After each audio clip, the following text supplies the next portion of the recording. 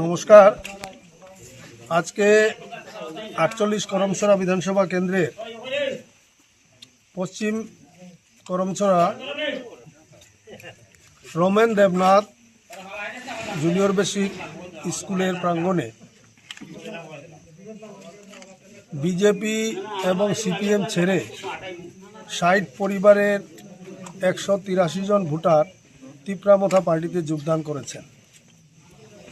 BJP পার্টির যে কাজকর্ম সেগুলোতে অসন্তুষ্ট হয়ে তারা আমাদের এই দলে তিপ্রামথা দলে যোগদান করেছেন এবং ভবিষ্যতে তারা তিপ্রামথা দলের হয়ে কাজ করবেন এবং মহারাজের আদর্শে অনুপ্রাণিত হয়ে তারা এই পার্টিকে শক্তিশালী করে আগামী ভিসি ইলেকশনে এই আমাদের পশ্চিম করমছড়া কেন্দ্রকে তারা বিজয়ী করবেন।